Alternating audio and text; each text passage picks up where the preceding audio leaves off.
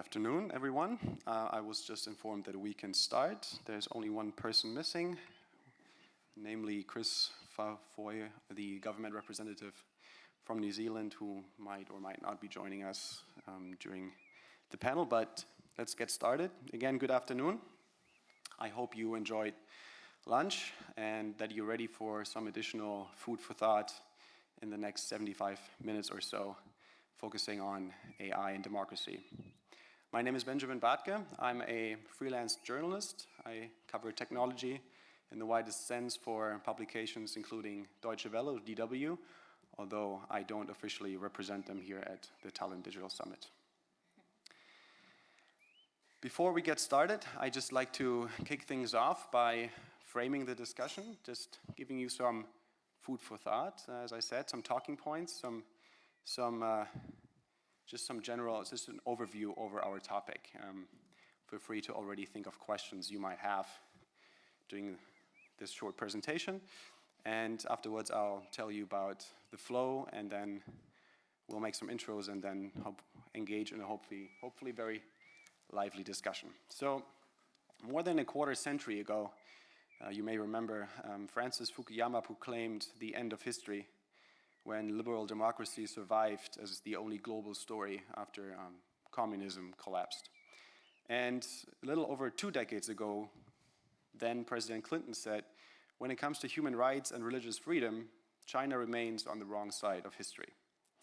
Now, fast forward to 2019, liberal democracy is under threat worldwide. And we've come to realize that it's not history in its final state, but merely a temporarily secured form of existence. And I think nobody would argue today that China is on the wrong side of history. So people around the world in Western democratic societies are losing faith in the liberal story and democratic processes, just as the twin revolution, as the Israeli historian Harari said, called it the twin revolutions of infotech, which includes AI, and biotech, are gaining serious momentum. So we heard Stephen talk earlier about the ability to predict cognitive ability from genome sequencing and the polygenic risk score that can identify people who have a high risk for disease. Now, these technologies are started by entrepreneurs like Stephen, scientists and engineers, and Stephen being the exception, many of whom are hardly aware of the political implications of their decisions. And these people, unlike governments, certainly don't represent anyone. So this begs a host of questions. In the absence of codified human values, what happens if AI is optimized for someone who isn't anything like you? Values are ultimately encoded into the training data, real-world data, learning systems, and applications that make up the AI ecosystem. So how do we guarantee basic human rights in the age of AI? And what happens to a society when we transfer power to a system built by a small group of people that is designed to make decisions for everyone? And what happens if these decisions are biased toward market forces or an ambitious political party? Are we doing enough to prepare, or is there a lack of AI preparedness? Nanjira earlier today said that we ought to look at AI through the lens of people, not technology. And unfortunately, though, in this day and age, the common person feels increasingly irrelevant. The liberal story was one of ordinary people, workers, etc. But how can liberal democracy remain relevant in a world of cyborgs and networked algorithms? So, a growing minority, if you will, of people across the Western world feeling like the time is passing them by and opportunities are. So something that came up today earlier as well is we need an explainability at a societal level. Individuals need to reach at least some level of understanding of tech and how it affects their life. Going back to your point, right, of making sure that we talk about humans in this. So I think we all agree that accelerating pace of technological disruption represents an unprecedented both risk, but also an opportunity. So just briefly, just some of the risks I'll summarize. surveillance through facial recognition, effective computing and sentiment analysis, for example, used by law enforcement agencies and private companies to aggregate and gauge the collective feelings of large crowds in broad strokes. Control and coercion of regimes or authoritarian regimes like China, which exports its authoritarian tech, as it's sometimes called, to other countries. Surveillance capitalism, as it's sometimes dubbed, the tech titans, playing on our biochemical algorithms to get us hooked on their products and addicted to social media.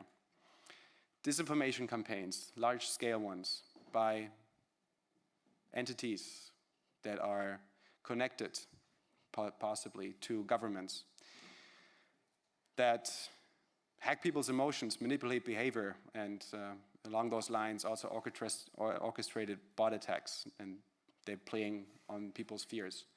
We have deepfakes, forged videos that can attack journalists or imply corruption by politicians and manipulate evidence. Think of a foreign actor spreading such a video on social media on the eve of election in a democratic society. But we also have opportunities, right? The same kind of technology that enable you to hook people to YouTube clips can also help you save 1 million lives, that being autonomous cars. So it depends on how we use this technology, but at the end of the day, humans were always far better at inventing tools than using them wisely. So we need to work on the latter part. And we need a framework. That's something that's come up time and again in the last, day and a half. Ethics on AI, a framework, principles, etc. And for that, we need people to discuss this. And we need these people to be representing as many different perspectives and unique beliefs as possible. So I think we're off to a good start because if I look at this panel, we have gender parity. Correct me if I'm wrong. I think Ursula von der Leyen would be delighted if she saw this. Just quickly, the panel discussion flow before we move on to the introductions. Again, first we'll introduce the other panelists, or rather they introduce themselves. We'll start with the government representatives, followed by the panelists.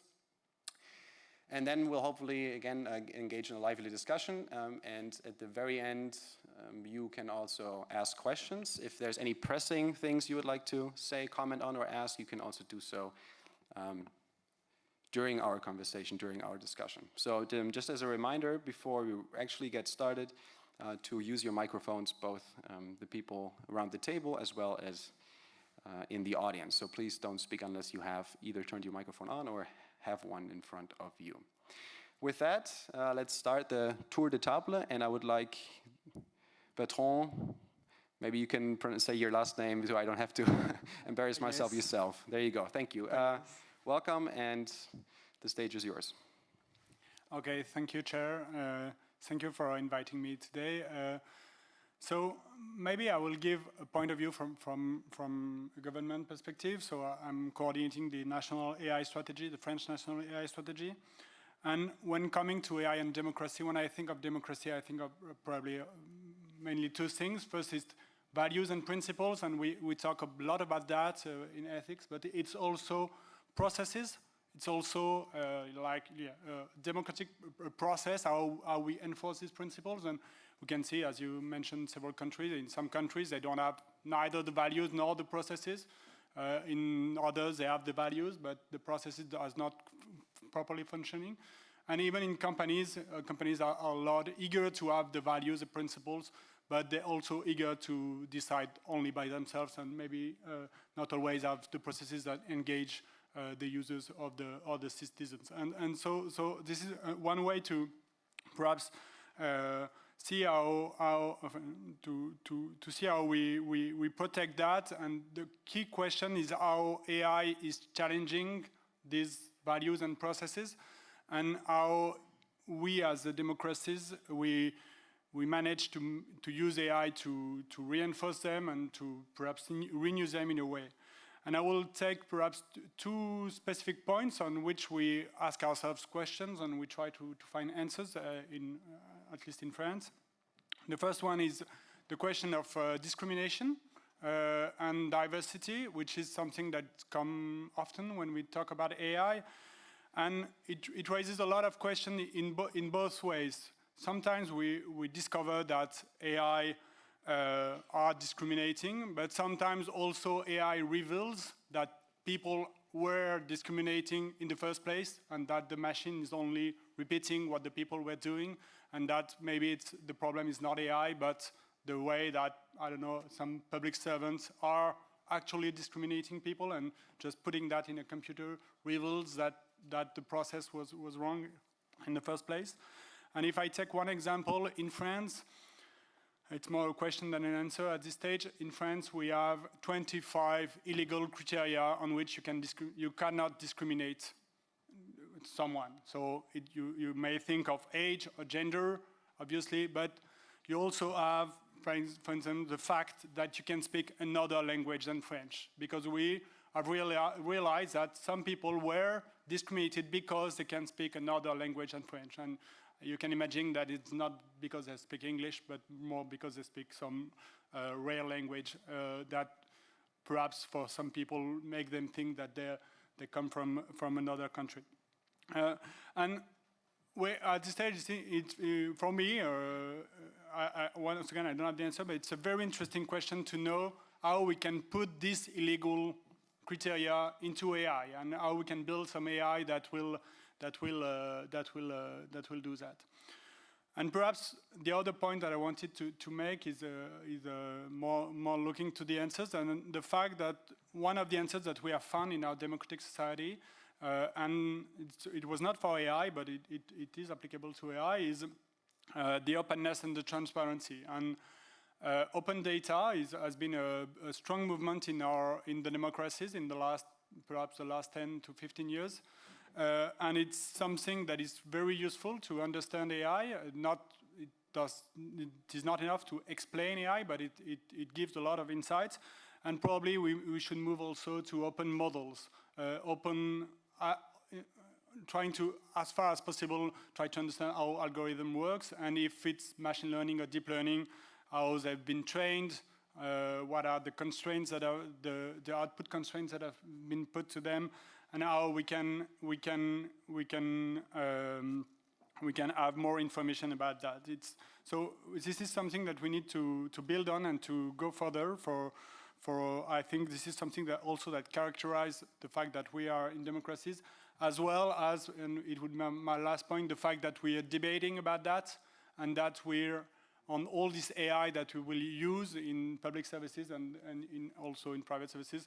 The key, perhaps, of a democratic process is the fact that we are actually able to debate among us about that, and I think it's something that we should protect. Thank you very much, Bertrand. Moving on to Morten from Denmark. Yeah, thank you. I represent the Danish Ministry of Finance, so as you can see, I'm a bit out of my comfort zone here. For us in Denmark, the key word is trust. We have a really high generalized trust in our societies. We've had that for many years based on our democratic tradition and history. And that translated into data, and that's the foundation of why Denmark is a digital frontrunner. 83% of all Danes have trust in how our government goes about data. And that's based on fairness, transparency, democracy. And we also have some laws in place. We've implemented GDPR as the rest of you, and we also have anti-discrimination laws and so on. So we have all the legal framework, and we have a large degree of trust, and that's a key issue in how we go about AI from now on, because normally we say we have three keys to AI and democracy. One is ensuring that AI benefits the whole of society, not just a select few. That also means taking at least a dialogue with the big tech companies. We'll probably get back to that. And I think that's a really important issue for the EU level as well. Then, of course, transparency is the key, especially if you're a government, then transparency is something you should, as a citizen, demand in everything. And then, of course, accountability and being held responsible. And as I agree with my French colleague, I think from a government perspective, where we are now, we are not able to make new AI regulations on a national level. So instead, we've started a debate. We've launched a data ethical council. I think in other countries they have similar constructions. It's a council which is independent, based on professors, public servants, politicians, business leaders, and so on. So we have a venue for where we can actually take these discussions, because we know they'll come up. We've launched data ethical principle in our AI strategy, which was launched in March. They are fairly similar to the EU's data ethical principles. I think that's a good start, but how we go about implementing, operationalizing them, that's the key issue. And to be honest, we haven't found the golden way of doing that. But that's our focus.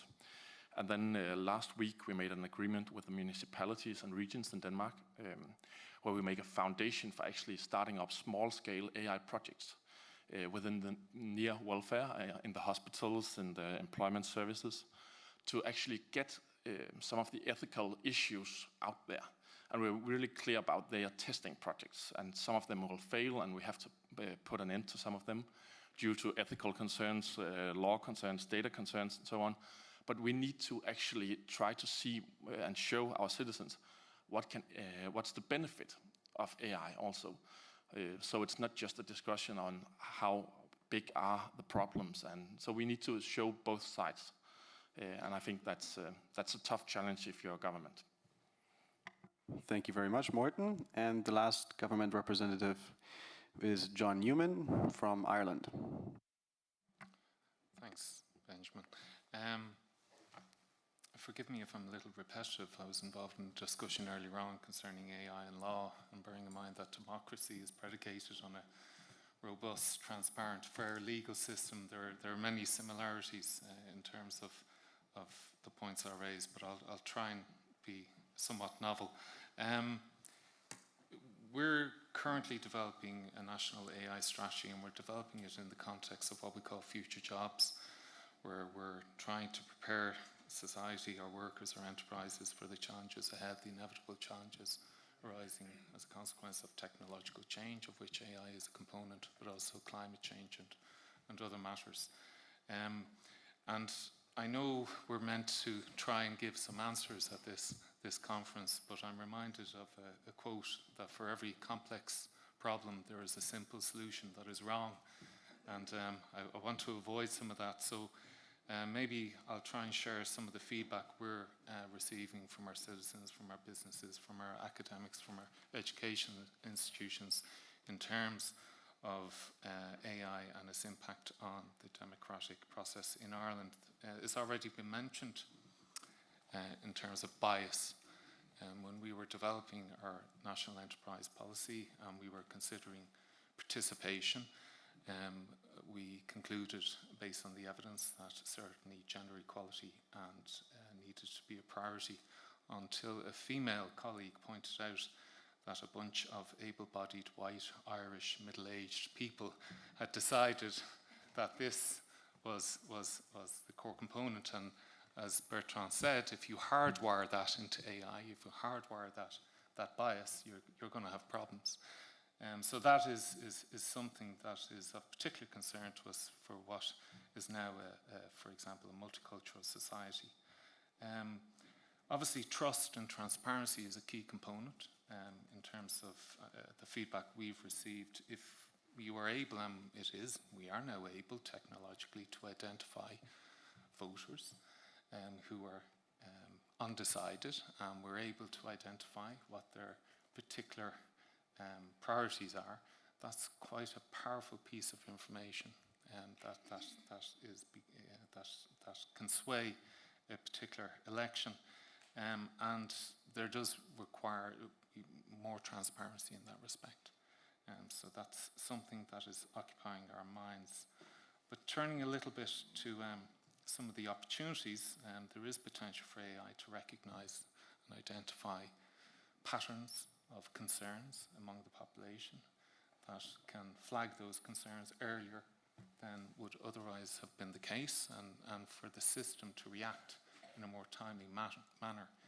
And that is certainly a potential positive use for AI. But fundamentally, I suppose the key challenge for us is to avoid complacency, and I suppose I'd finish on a positive note. This debate that we're having around AI does represent an opportunity for us to kind of reconsider some of the fundamental values that underpin our democracies, and for us to have a better public discourse and to engage in some fundamental topics around ethics, what is right and what is wrong and what we want in terms of what technology can do for us as a society. So that's no mean challenge, and we're not there yet in terms of Ireland and this development of an AI strategy, but that's certainly some of the influences that are guiding our development of the strategy. Thank you. Thank you very much, John. Moving on to our panelists, just spontaneously, if maybe either Eileen or Joanna, if one of you would like to start. I believe you are the two who also have slides. So if you don't mind, maybe Eileen, do you want to get us started? Sure. Thank you. I think I should probably introduce myself. First of all, I am the former general counsel of IEEE, which I think most of you heard the executive director of earlier this morning. It stands for the Institute of Electrical and Electronics Engineers. It's a not-for-profit charity in the United States, and as organized in the United States, but with operations in 190 countries and over 420,000 members worldwide.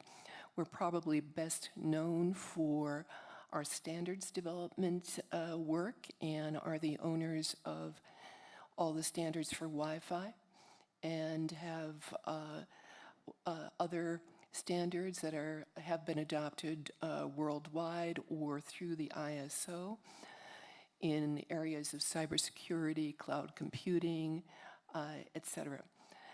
I am now on the executive committee of the IEEE Initiative on Autonomous and Intelligent Systems, and am also under that organization the co-editor of Ethically Aligned Design, which is about a 300-page treatise on various issues of artificial intelligence that have been high-end crowdsourced over the course of 3 years through technologists, philosophers, religious leaders, anthropologists, lawyers, and is addressed to government officials, to academicians, and individuals and corporations.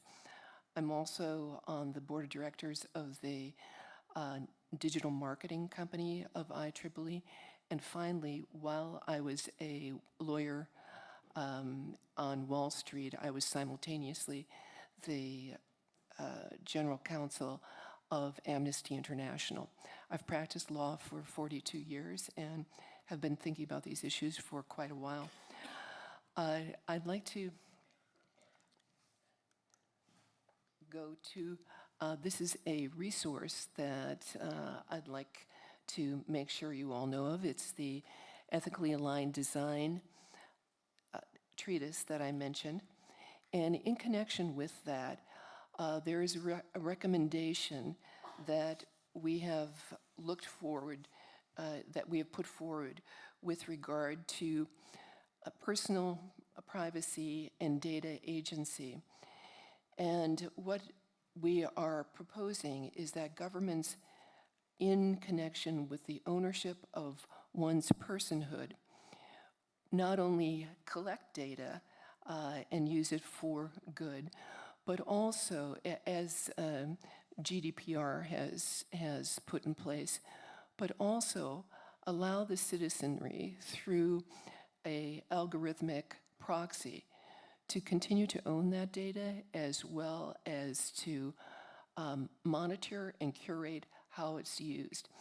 And there are proposals within the treatise regarding downstream curation, because that's the difficulty right now, is once data is out there or if one has signed away privacy rights, there's no control with its usage beyond in most instances. And so we're proposing the curation of an algorithmic agent which can be used to allow for the transmission of data as the individual wants. For example, in the area of medical history, one would not one's health club to know the same sort of information that you would give to your oncologist. It's a very practical, although technologically oriented solution, but one that we hope governments will take a look at. And I understand that Estonia is going to be implementing this next year. I'll stop there. Thank you very much, Eileen. I'm really glad you're here. I know you were stuck at the Warsaw airport yesterday for 7 hours, right? So 11. 11, okay. Got to get the facts straight, yeah. I'm glad you made it. With that, moving on to Joanna, who does not have slides, if I understand. Yes, okay. So there was some misinformation there. Sorry, if you guys want to watch my slides, you have to watch what I gave, the talk I gave yesterday. So go on to the webpage here. I guess I'm supposed to introduce myself. So I'm a professor of artificial intelligence. I did, however, have my first degrees in liberal arts and social sciences, and I do use AI primarily. When I use it myself, I primarily use it to do scientific modeling and to better understand the evolution of cognition. However, I don't have much time to program anymore because I'm doing policy quite a lot. And so which is a lot of traveling, actually. But I did actually manage to get some science done with a postdoc, and I'm the person that we had that paper that was showing what John talked about, that if you use machine learning to upload human behavior, you get human implicit biases. And then we used that AI to show the origins of those human implicit biases because it turned out to correlate highly with the actual lived experience of humans.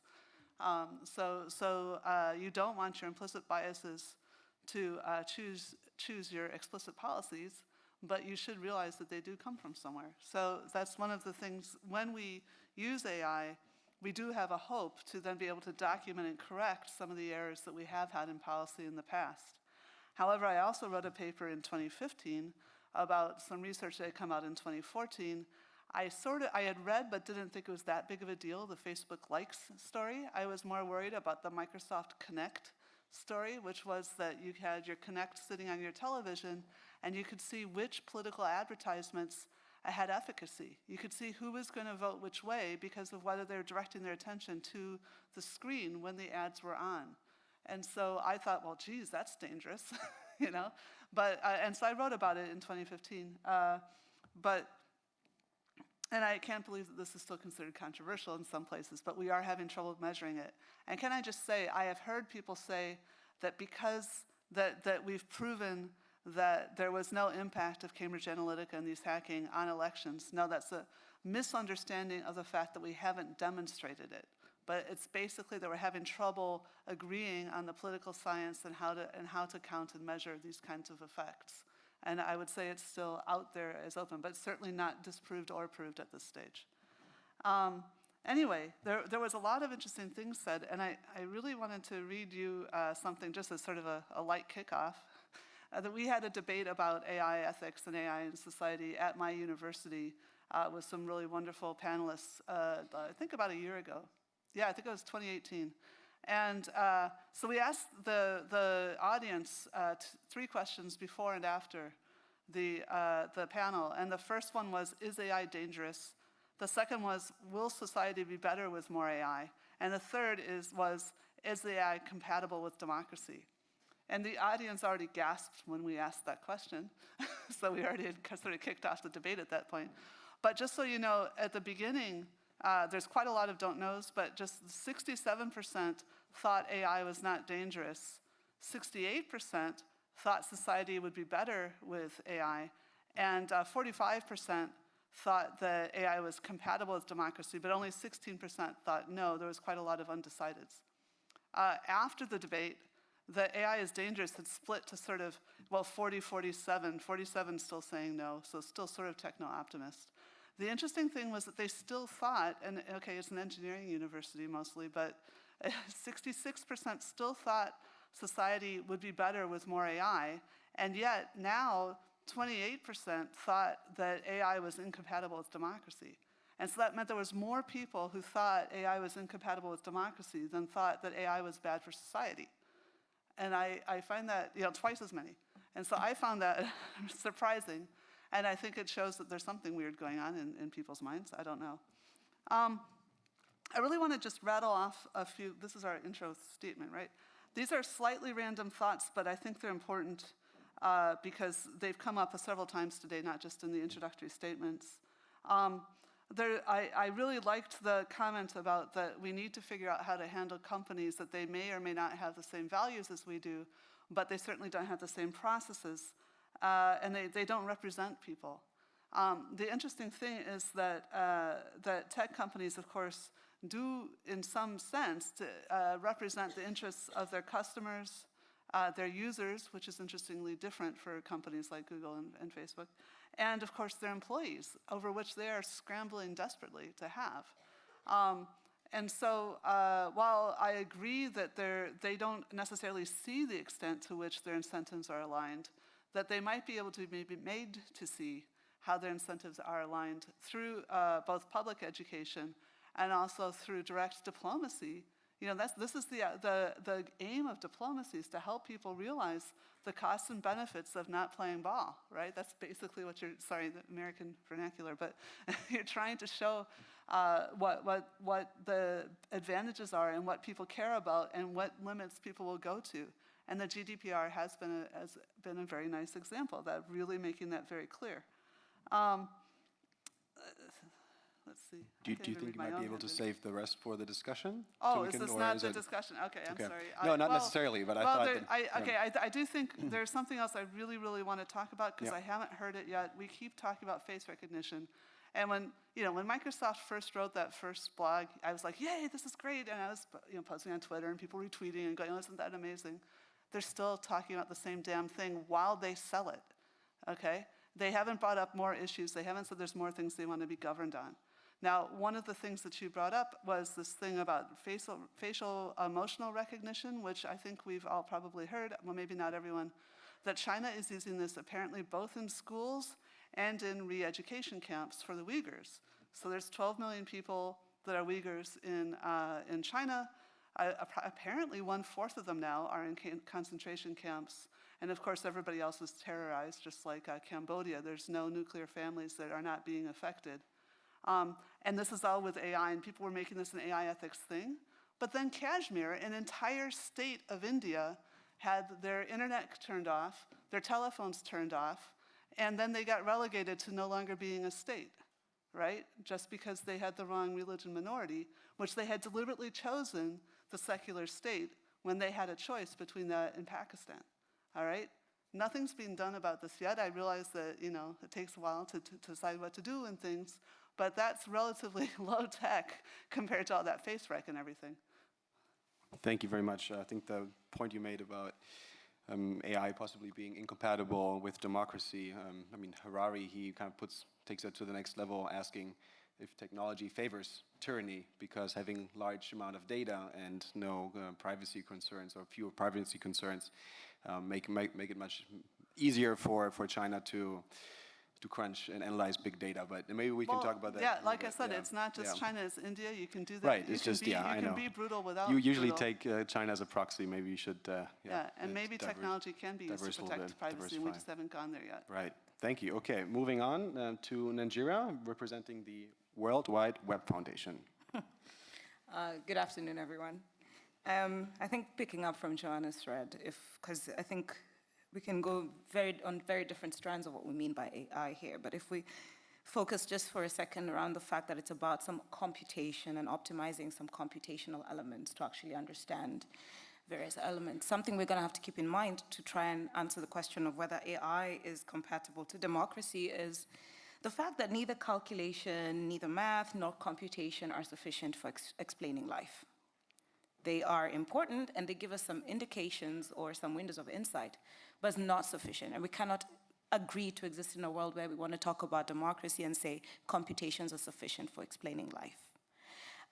It's not enough, or it's not enough to just do correct math, because the whole idea of how we're going to optimize artificial intelligence for democracies is to do it's an element of what's the correct measure. So how much diversity is enough as a risk factor for that computation to proceed and that kind of thing. So we still have to determine what this exercise implies for the life of beings, as I was trying to speak to earlier. And really, if we push to a certain level, correct maths alone impoverishes thought and destroys theory.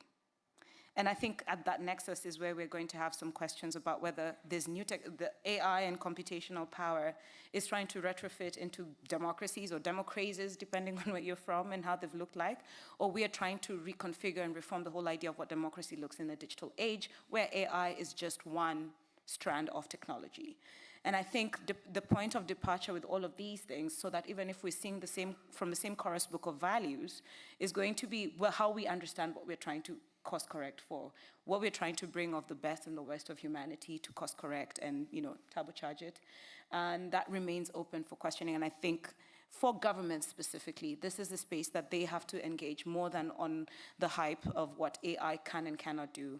I would really like for governments, as they gather a lot more, to escape the tyranny of optimism and actually bring in the realism around these situations and these anxieties, as we were alluding to the social and political impacts that we need to talk about. We cannot have honest conversations if we're going to be stuck to the tyranny of optimism. So blowing that wide open, the question becomes, if math is important but not sufficient, how do, again, AI and democracy then coexist? And what are the mechanisms through which then we have those conversations? And I'm going to leave it as an open question for that, because maybe we can get to the conversation of our discussion sooner. Yes, thank you. Maybe we can pick up on that in a little bit, but not until we heard from Peggy Hicks, who is representing the United Nations Human Rights Office. Okay, thank you so much, and thanks to both Joanna and Nanjira. The points that you made actually led very directly into where I wanted to start. I had originally gotten some notes from colleagues about what I needed to talk about today, and it was all about all the risks that we see from a human rights perspective on AI. And I said to them, I sent it back and said, look, I don't need to talk about that. Everybody's already going to have talked about that. And, what we need to talk about is the practical ways to address it. And I will have to report back to them that I'm sorry to have been proven wrong. The reality is we are in this state, as Nanjira has said, of really wanting to look at all the ways artificial intelligence can help us move forward. And from a human rights perspective, we see those too. We're looking at ways to use artificial intelligence to do human rights work better. How can we do investigations better? How can we identify areas of discrimination better? There are many ways that we can do that. But I do think that we won't be able to really move forward until a conversation like the one we're having today spends at least somewhere near the same amount of time talking about the risks and the problems and the areas of potential violation or need for remedy that have already been exposed by use of artificial intelligence. So we've talked a lot about the need to take risks and move forward, but we haven't talked a lot about how we learn the lessons of where those mistakes are made, and they're not even really on the table in the conversation. And I think they need to be, because that is the only way that we'll be able to find a firm foundation to go ahead. So that was the first point I wanted to make. The second point is that for me, the critical issue, and this is what I told my colleagues that we really ought to focus on, is not about what the risks are and what the potential is, that those things are somewhat well agreed, but instead, what are the respective responsibilities of government, the public, and the private sector? And that's an area where I think we still have a lot of discussion going forward. We look at the private sector in particular, but look at it through a lens called the UN Guiding Principles on Business and Human Rights, which are actually an agreed document across continents, across cultures, across regions, that place responsibilities both for the state to regulate corporate behavior as it impacts human rights, and for corporations themselves to respect human rights as they do their operations. And so what we're looking at is how those principles can be applied with regards to new technologies, including use of artificial intelligence. And what we're trying to do is to work with those companies to move beyond the level of ethical guidance and principles, where I think the more you look at the multiple sets of ethical principles that have been developed, the more you'll realize that there is a lot of synchronicity between them. There's a lot of things that are agreed, but we need to take it down to the next level to really look at what it means to apply those things to the use of a particular piece of technology. Joanna referred to the fact that Microsoft still sells facial recognition technology while asking for regulation of it. One of the conversations there is that they also have made a commitment that they'll do a human rights impact assessment on that technology, and they've moved forward to do that. One of the few tech companies that have put that on the table and said, these are the human rights risks with regards to facial recognition. And what the next step then is, anything comes with risks. We heard that in the earlier conversations as well. There are human rights risks to almost anything we can put on the table. Then the next set of issues are, what is the corporation's responsibility to mitigate or prevent those risks? And that, of course, requires you to look at a particular case scenario. And that's the type of work that we're engaging in with Microsoft and with other companies to try to figure out on case study basis what it looks like to live up to the responsibility to respect human rights in this new space. And I'll leave it there. Happy to discuss more things going forward. Thanks to all. And I suggest we pick up right where you left off. Peggy, maybe at that multi-stakeholder approach in the context of multinational corporations or the tech titans. And when it comes to transparency and regulation, or as it's sometimes called governance. If anybody like to chime in there, I mean, there's obviously they're under a lot of pressure. Some of them are self-regulating now. They are also under the pressure of Wall Street, shareholders, and also the consumers who expect the latest gadgets to be presented at the annual big events. So there's that pressure, and then also obviously from the regulatory side. So Eileen, do you want to get us started? Yes, I think one of the things that we need to look at is what has come to be called surveillance capitalism. That is the monetization of the data that users of technology, particularly social media, have unwittingly given up, even though they've consented to it, with sometimes very convoluted consents. And the downstream usage of that, which has personal data and therefore the violation of privacy and personhood and human dignity as a big potential. One of the things, and there is a recent book that is quite good on this subject. It's called The Age of Surveillance Capitalism by Shoshana Zuboff. And one of the things that the US government regulators are now looking at is this series of hearings that, surprisingly, in our government now, on a bipartisan basis, through the Judiciary Committee of the US House, as well as the Department of Justice and the Federal Trade Commission, are investigations of the major players in this space. Just yesterday, or the day before yesterday, the emails of Tim Cook from Apple, Mark Zuckerberg from Facebook, and Larry Page from Google, as well as Jeff Bezos, were all not subpoenaed but requested. And the next step, should they not comply, will be a subpoena. In the US, if one does not answer a subpoena, one is subject to arrest. This is the beginning, I think, of an analysis of regulation, and perhaps with other tools like the one I just had mentioned a little while ago, we can reset the course on what is happening to human dignity and privacy. Thank you. Maybe I can bring Morten into the discussion. I think it was about 2 years ago that the Danish government appointed a formal ambassador to the tech titans or to Silicon Valley, but I think also keeping China in mind.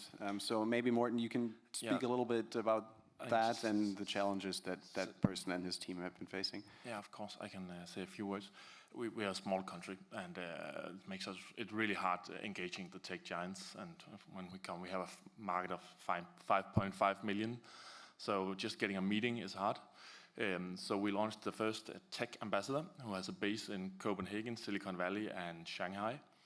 And he's there for the dialogue. And actually, we find when he's in Silicon Valley, instead of trying to get someone to Copenhagen or just being there, he gets to go into dialogue with the tech giants. And to be honest, we haven't seen the results yet. They are listening, and we are getting heard. But of course, it's the incentives for them to do what we want in regulation is really it's really hard for us to get our point made. But I think just the idea of starting the dialogue. And I also want to point out that probably one of the most famous Danes currently is our new commissioner, Vestager. She's been competition commissioner for 5 years, but with the new commission, she has competition and digitization.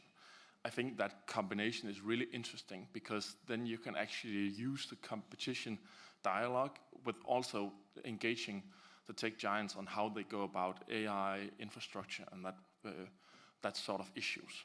So I think that's also a way of actually, from an EU perspective, trying to engage with the tech giants, because we don't have the American system with subpoenas and so on. Right, thank you. Peggy, do you want to chime in on that? I just wanted to add on the point that Eileen was making about regulation, because it's come up a couple of times. There was that moment in the conversation this morning about GDPR and whether or not it made sense. I think the reality is that the point that Stephen was trying to make, even if you don't agree with the analogy of how he made it, is about the fact that we have to be as deliberate about how we regulate as we are about some of these other choices. And that the reality is there is, a rush to regulate and a lack of expertise in regulation in this space, and that we will start to see the results of that. I was in a conversation as well today where they talked about the need for regulatory risk and regulatory error, and they're probably right, there will be, but that also implies a responsibility to continue to monitor the implementation of regulations and to really look at what we learn from it and how we avoid those risks going forward. And one of the big things we see on the human rights side is that bad regulation is often replicated. And so, you can't assume that when a state, for example, a Western state that adopted a law specifically relating to abhorrent violent content directly following Christchurch, jumped in with a piece of legislation with no time for commentary, including by the experts in my office who tried to comment on it, but their commentary arrived after the law was published because it went forward in 2 days. That type of regulations opens the door for others who may not be as well-intentioned to use similar types of regulations. So we have to be both willing to take some of those regulatory risks, but we have to be very smart about how we do it and put ourselves through the test of being willing to admit when it's gone wrong as well. Thanks. I think Joanna had a comment, but yeah, I think there was a fitting reference there to that mass shooting. That I remember the tech columnist for the New York Times, Kevin Roose, he called it the first mass shooting for and off the internet. Maybe one of you have read that article. Joanna, I know you're fairly opinionated on when it comes to regulation. I think I saw you in March at the Hello Tomorrow Summit, and I think it was there when you said that when it comes to the tech titans, if we legislate for accountability, transparency is going to follow. Can you explain what that means, or generally just say what you wanted to say? Well, I tried to say that this morning. But the point is, it is possible to make AI that is completely incomprehensible, and it is possible to make AI that is comprehensible. And if you tell companies that they are responsible to prove that they have followed a good practice, best practice, due diligence, avoided bad practice is another point too. You know, when we know that there's things you should and shouldn't do, then it's in their interest to produce the kind of AI that they can show what's going on. Then they will decide the level of transparency so they can defend themselves in court. So we just need people to know, to be able to see through the smoke screens, realize it's not magic, it's not unexplainable. Thank you very much, Nanjira, for holding people to account who are claiming that. I wanted to back up a little bit on one other issue, though, about the tech giants, because I feel like we have had some of these other kinds of discussions. That regulation, at its heart, one of the most important things about regulation is redistribution. You know, building infrastructure, and it's been shown, it's been demonstrated by political science over 40 years that when you're in a period of very high polarization, when you're in a period of high polarization, it's almost defined by a breakdown of democratic institutions, that you can't have this kind of discourse, you don't get collaboration between parties. All the things that our colleagues characterize democracy with are hard. That's almost how you define it. It turns out that high polarization is correlated with high inequality. And there's the causality behind that is not well known. I'm one of the people working on it with political economists, but it was something people have been working on for a long time. And I want to emphasize that the problem of redistribution is not only of tech giants. So I hope we can get on to maybe briefly and talk about this digital tax. But I would also encourage my colleagues from governments not to make it all about digital. One of the things, at least I do get to talk to people like Google and Facebook and things, and at least a couple of the companies have said, we get it, we have more money than we need, something has to change, the world is destabilizing, but we don't want laws written with our names on them. And I think when you look that there's other institutions like pharma, like aerospace, like petrochemical, that we also have trouble with transnational redistribution on. I think we need to think of ideas like what Europe has been coming up with for redistribution, but not only make it a digital tax, or else it's sort of asking for trouble. It's just like we shouldn't regulate only AI, we should regulate software and just have AI fall under that, rather than debate about what is or isn't AI. Similarly, let's not debate about what is or isn't digital. Let's look at the real problem, which is that when you have companies that are doing business across a lot of different borders. And I talked to the OECD about this, and they said, oh, Joanna, you're so naive.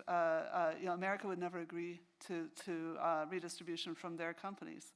But I have also talked to at least some people in the American government who've said, we would like collaborators to help us get revenue out of those guys.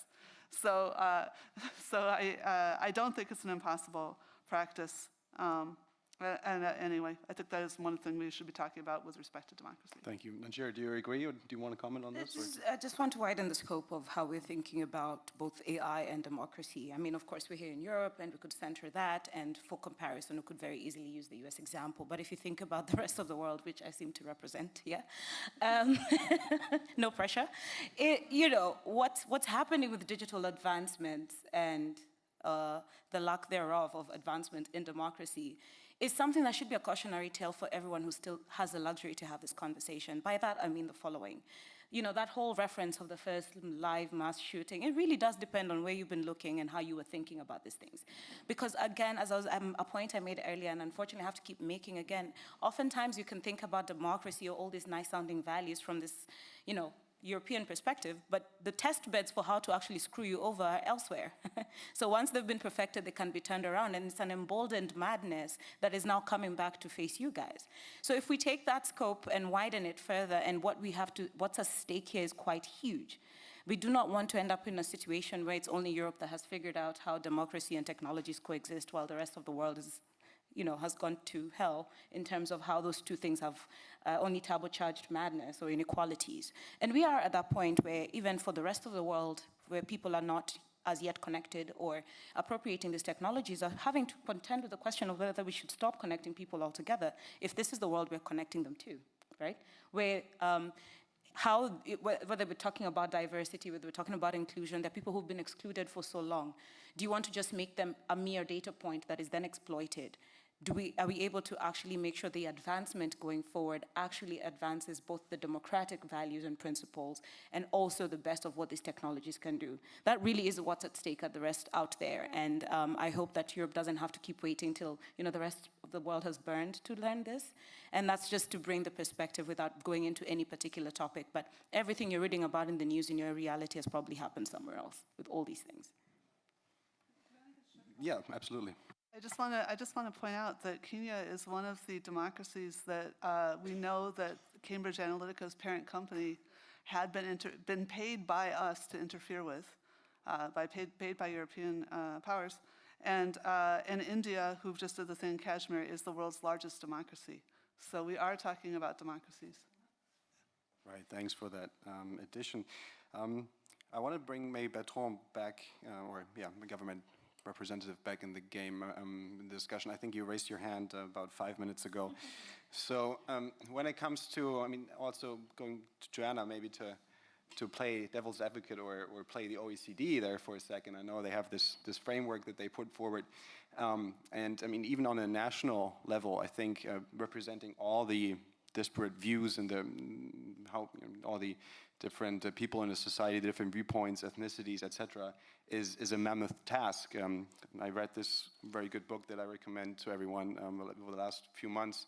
It's by Amy Webb, and one of the things that she suggests is that AI systems should be explainable and through something that's akin to a nutritional label. So where you can see exactly how it's composed. I'm not a mathematician, but I'm sure there are people who are more knowledgeable than me. They have ideas of how this label could look like.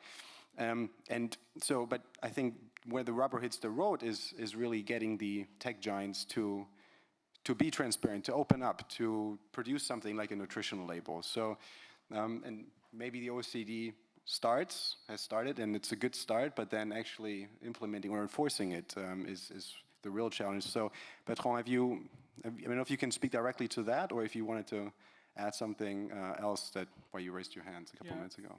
It was about that, about what Peggy said, and how I think one of the key problems that we have regarding all that is also access to data. And I was reading this morning an article on the fact that a lot of the science around AI is behind closed doors, and we don't have, it's actually more and more difficult even for scientists, and I don't speak about governments, to access to data.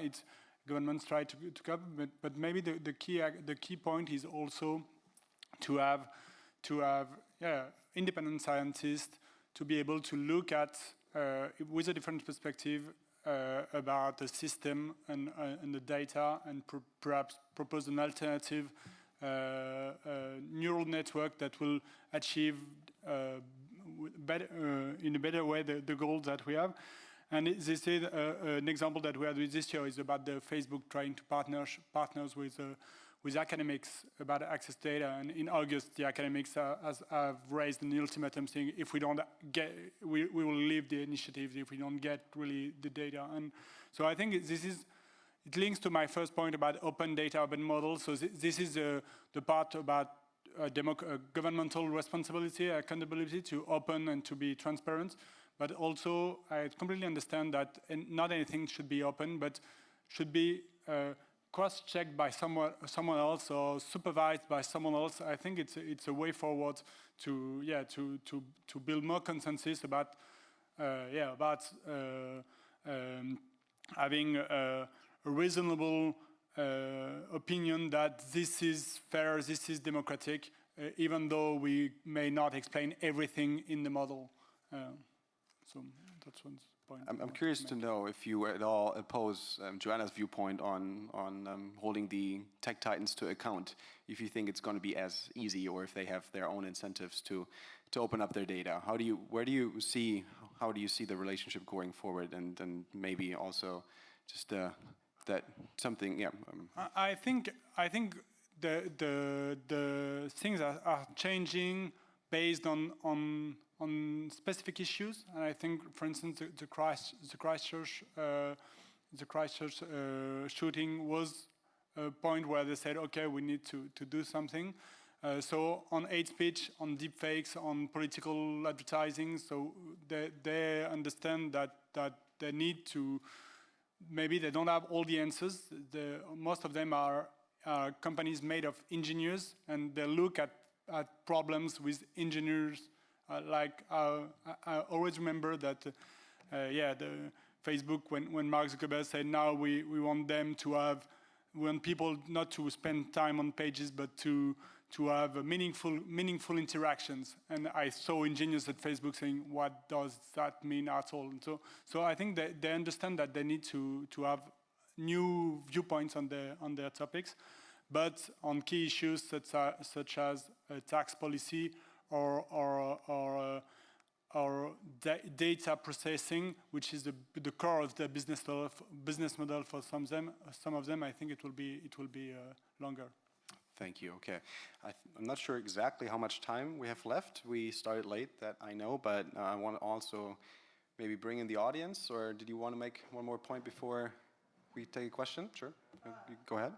Well, it's just another intervention, sorry. Yeah. The Microsoft actually, back to good practice, Microsoft, has something called transparency centers, which are mostly about cybersecurity as far as I can tell.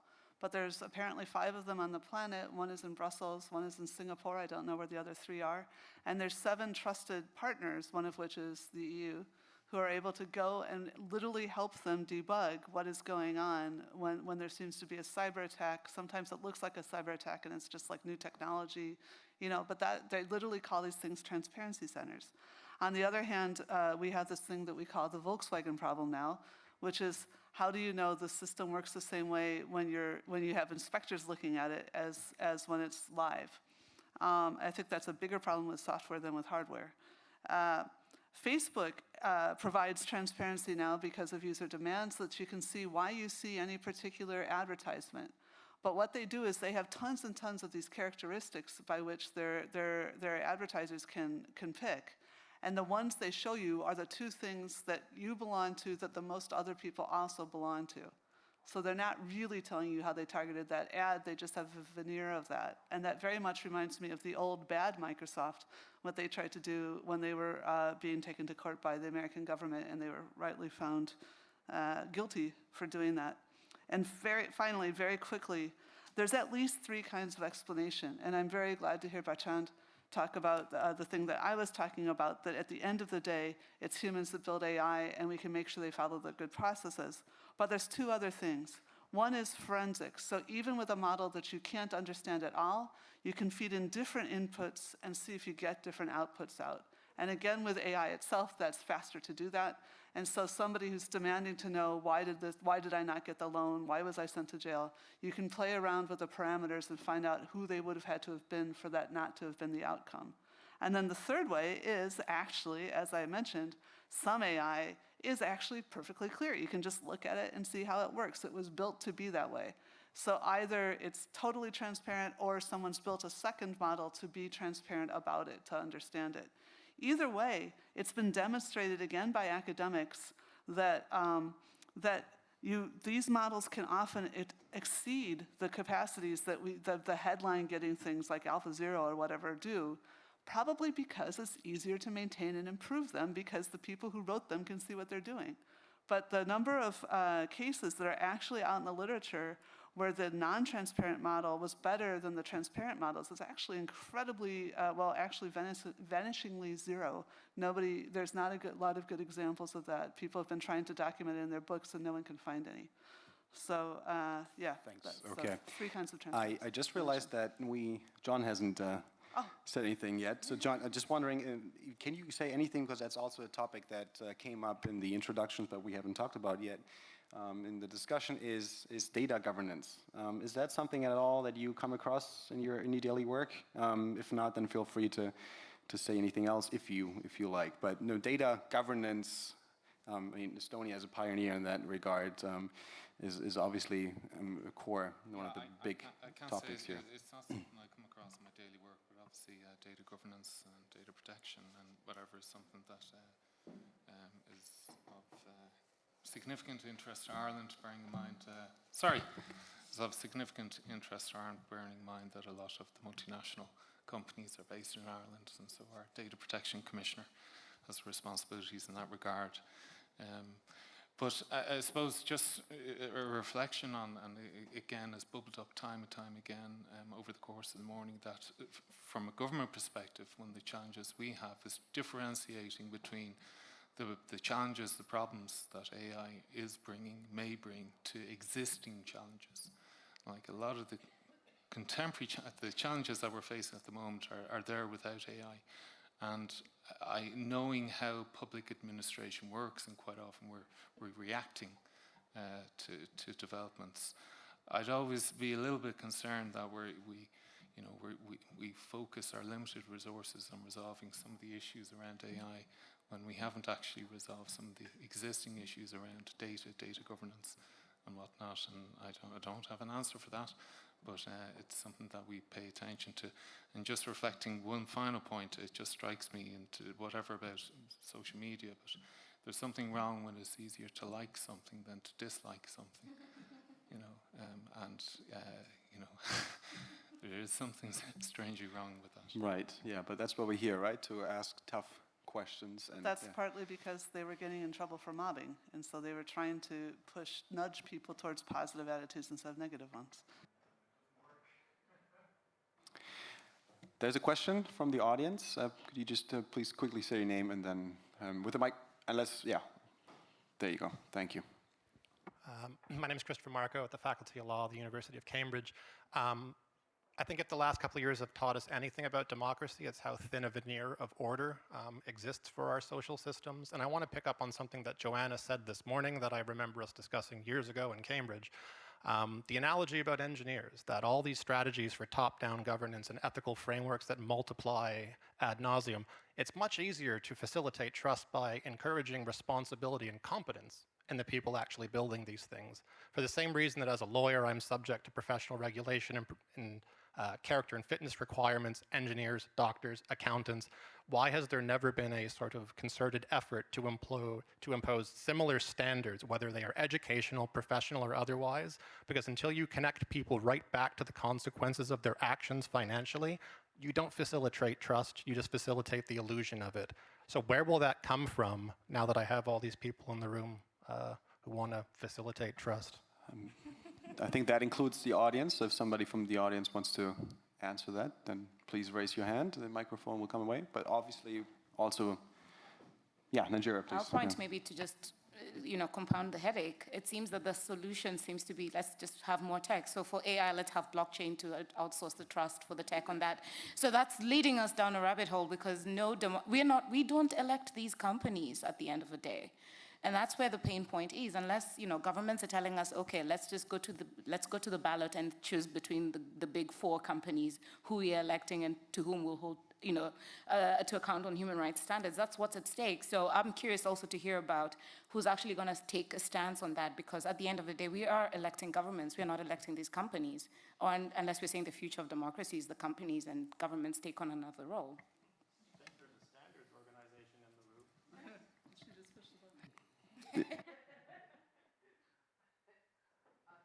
Well, what I was going to say is that it's all about vertical integration, and the monopoly of large tech companies and the power that they wield, which is more than national governments. I empathize with everything that you said.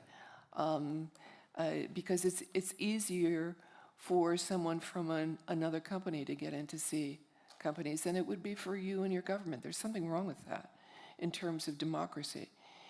And so the fact that the large companies have gotten outside of their preliminary wheelhouse, that you've got Amazon now not only being a distributor, but also having private labels, meaning that the spread of their potential wealth is increased exponentially, given what their platform is. The acquisitions that other companies are doing within the social media space, but under different names, those are the things that have to be really, really watched. And really, it is about in part regulation. I'm not sure it's about standards. In preparing for this talk, I went back to the IEEE standards organization head and asked him, because for me, as a lawyer, this is a very ephemeral topic. And I asked him what he really thought I should be focusing on. And it was about personal data governance and the issues and standards that I've put up that we are actually investigating. Thanks. Joanna wants to comment, and just real quick along those lines, what you just said, when it comes to the data governance, when you paint a catastrophic picture like Amy Webb does in this book that I cited before, she outlines 3 possible scenarios, an optimistic one, pragmatic one, and a catastrophic one. And the catastrophic one, she said that a lack of interoperability between AI frameworks and systems would lead to a segregation by personal data record, PDR, or your own data that you collect and own or not own, and your household, could lead to a digital caste system. In other words, by choosing Google, Apple, or Amazon, you're forced to align your family values with the values of the corporations. So, just wanted to add that, how, if we not give, I think that's right, and I think it's beyond that. Knowing what I know about the use of artificial intelligence, particularly in Africa, if a country or an economy is not already in the supply chain of either information or actual products, there is an exacerbation factor that leaves that particular economy, country, completely out of the loop. And whether that be in commerce or education or by virtue of shutdowns of the internet by particular regimes. I think we're about out of time. Joanna, do you want to add something quickly? I wanted to ask the question I was going to ask.